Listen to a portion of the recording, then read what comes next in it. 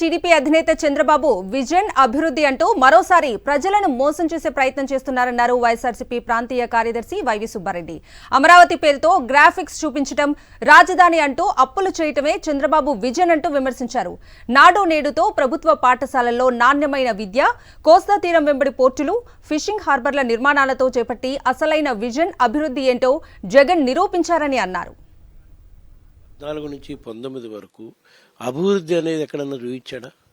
అభివృద్ధి అనేది ఎక్కడ ఉంది అంటే తెలుగుదేశం పార్టీ నాయకుల ఇళ్లల్లో, అమరావతి భూముల్లో, రాజధాని భూముల్లో, వీటిలో అభివృద్ధి ఉంది. కానీ అభివృద్ధి అనేది సంక్షేమం అయితే అసలు ఆయనకే మైండ్లో కూడా ఎప్పుడూ లేదు. సంక్షేమం చేస్తానని చంద్రబాబు ఏ రోజు చెప్పలేదు.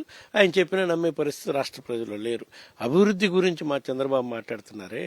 అభివృద్ధి అంటే ఆయన విజన్ ఎట్లాంటి విజన్ అంటే గ్రాఫిక్స్లో అమరావతిని చూపించేది ఆయన విజను. మా ముఖ్యమంత్రి జగన్మోహన్ రెడ్డి గారి విజన్ ఎట్లాంటిది అంటే భావితరాలకు ఉపయోగపడే విధంగా స్కూళ్లలో ఇంగ్లీష్ మీడియం నేర్పించి మన విద్యార్థులు దేశంలోనే కాదు ప్రపంచంలో పోటీ పడే విధంగా వాళ్ళకి విద్యాభ్యాసాన్ని ఇస్తే రేపు భావితరాలకి వాళ్ళు రాబోయే 25-30 ఏళ్ళకి వాళ్ళు ఎవరు ఇప్పుడు ఓట్లు వేయరు. ఓటు అర్హత ఉన్నోళ్ళు కాదు వాళ్ళు.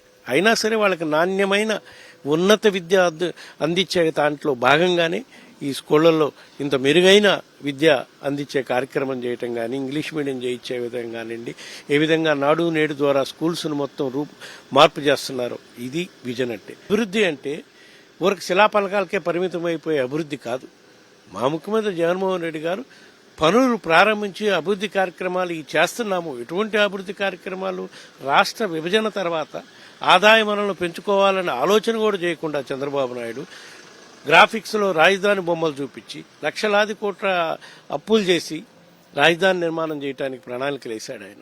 మా ముఖ్యమంత్రి జగన్మోహన్ రెడ్డి గారు అభివృద్ధి అంటే రాష్ట్రానికి ఆదాయ వనరులు పెంచాలి, అది ప్రథమ కర్తవ్యం అని చెప్పి ఆలోచన చేసి రాష్ట్రంలో 4 ప్రధాన పోర్టులు నిర్మాణం చేయడం జరిగింది.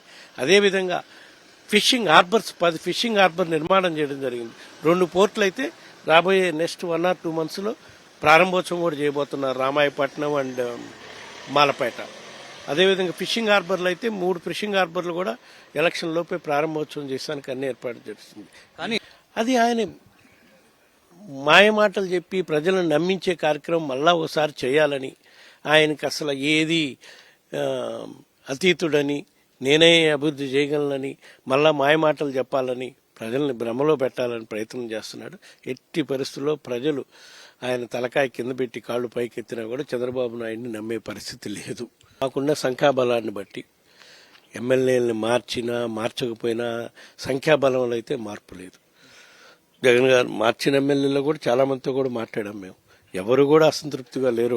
ఎవరో ఒకరిద్దరు తప్పితే వాళ్ళు కూడా మేము జగన్ గారు ఇచ్చిన బీఫామ్ మీద గెలిచాం సార్, జగన్ గారు పెట్టిన అభ్యర్థులకు ఓటేక వేరే వాళ్ళకి ఎందుకు ఓట్లేస్తాం సార్, రాబోయే రోజుల్లో మళ్ళా జగన్ గారికి మంచిగా ఉంటే జగన్ గారి పార్టీకి మద్దతు ఇస్తే మాకు రాబోయే రోజుల్లో జగన్ గారు మాకు ఏదో ఒక ఎమ్మెల్సీయో ఇంకో కార్యక్రమం చేసి మాకు కూడా మేలు చేస్తారు. కాబట్టి మేము పార్టీకి అయితే అన్యాయం చేయము.